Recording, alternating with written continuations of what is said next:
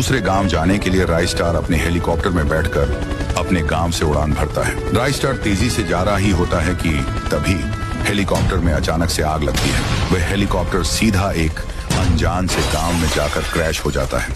राइस्टार तो बच गया, पर उसका हेलीकॉप्टर तहस नहस हो गया था। राइस्टार ये गांव में पहली बार आया था। तभी 7 बज जाती है। धीरे धीरे अंधेरा हो रहा था। चौंकाने वाली बात यह थी कि चारों तरफ काऊ काऊ की आवाज आ रही थी। यह आवाज सुनकर लोगों के बीच अफरा तफरी मच जाती है। लोग अपने अपने घर के अंदर जा रहे थे। चेहरे पर अलग ही चिंता थी और उनके बदन थर थर कांप रहे थे। राइस्टार गांव में थोड़ा और घुस जाता है। राइस्टार को कुछ समझ में नहीं आ रहा था। तभी ऊपर से एक बड़ा कौवा उड़ते उड़ते राइस्टार की ओर बढ़ रहा था।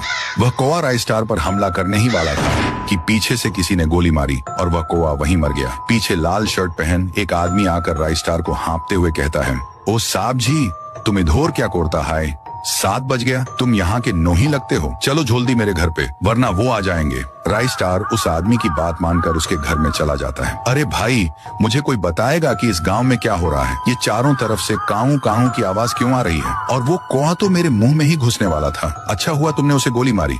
अरे साहब जी, मैं तुम्हें क्या बताऊं, और 7 बोझे इस गांव में कौवों को हमला होता है, इसलिए सभी लोग अपने घोर में चले जाता है। जो भी घोर में नहीं जाता है, वो कौवा उसके डायरेक्ट मुंह में घुसकर उसे कुत्ते की मौत मार देता है। और भी कौवे पैदा हो जाता है।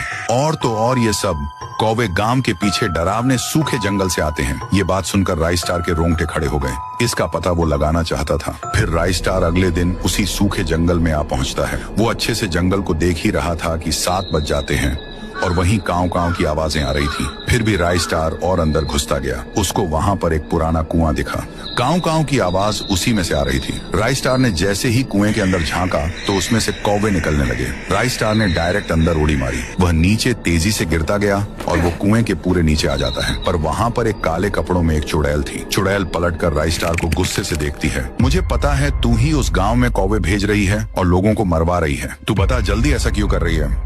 तू कौन होता है मुझसे पूछने वाला? अब तू नहीं बचेगा। तू अगर मुझे बताएगी तो मैं तेरी कुछ मदद कर सकता हूँ। बता। इतना कहते ही वो चुड़ैल रो के कहने लगती है। ये बात है 5 साल पहले की। तब मैं सारे गांव की महारानी थी और इस गांव में रहा करती थी। तभी एक दिन मेरे दरबार में मेरा मंत्री आया और कहने लगा, महारानी जी, आपके सल्तनत में एक ऐसा कुआं है जहाँ पर पानी की जगह सोना बहता है। अगर हम उस सोने को निकाल लेंगे तो हमारी सल्तनत में कोई भूखा नहीं सोएगा। उसके बाद क्या था, उस मंत्री ने मुझे एक जंगल में इसी कुएं के पास लेकर आया। उसके बाद मैंने इस कुएं में सोने की आस में झांकने लगी। तभी उस मंत्री ने मुझे पीछे से धक्का दे दिया और सीधा मैं उसके अंदर गिर के मर गई। उसने मुझे पागल बना के मेरी जान ले ली और खुद वहां का राजा बन गया। इसलिए मैं गांव में ऐसा हमला करवाती